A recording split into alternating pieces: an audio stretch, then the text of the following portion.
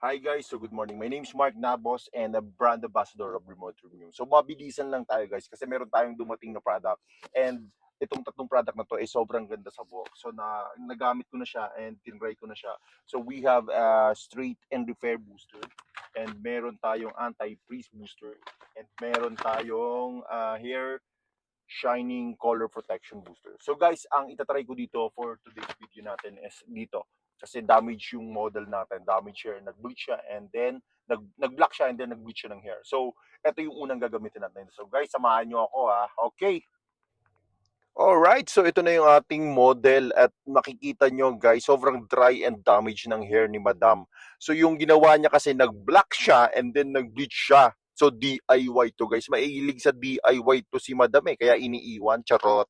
So guys, ito yung ating product na ginamit. So una natin gagawin, shampooin muna natin yung hair para matanggal yung mga residue at mga mantika na nakakapit dyan sa tinagal-tagal ng araw na pagbiyahe, pagpo-commute. Ayan guys, so kailangan mo muna shampooin ng ating Keratin Bremod Premium Sulfate Free and Silicone Free Shampoo. And syempre, ito na ating gagamitin, Straight and Repair Booster.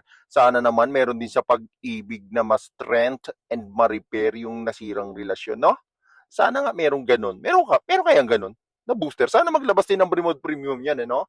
No? Kasi lahat naiisip ng Bremod Premium Sobrang galing nitong Bremod Premium na to. So guys, ito nga pala, paano nga ba to haluin? Paano i-mix to? So i-open nyo lang tong maliit na to.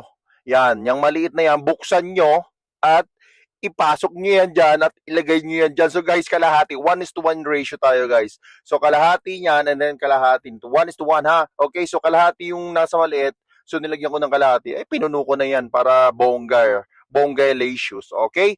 So guys, ayan, inalog-alog, shake-shake mo lang yan. May naalala ka, no? Kakashake mo ng ganyan, ano? Ayan, sinasabi ko sa inyo, mga green-minded kayo. Ayan, i-shake-shake mo lang and then yan, section mo yan dyan.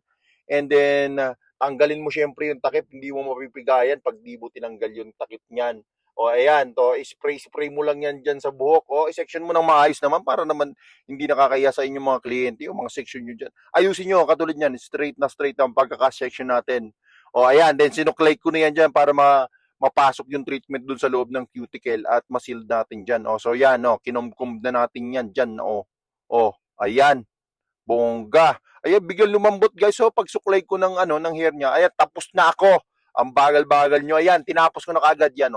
So pagkatapos kung may applyan guys, ang sunod-sunod natin gagawin, syempre, dasalan nyo na yung client nyo, i-massage nyo na yan kasi yung tip niyan ang ating hinihintay, yung malaking tip yan, i-massage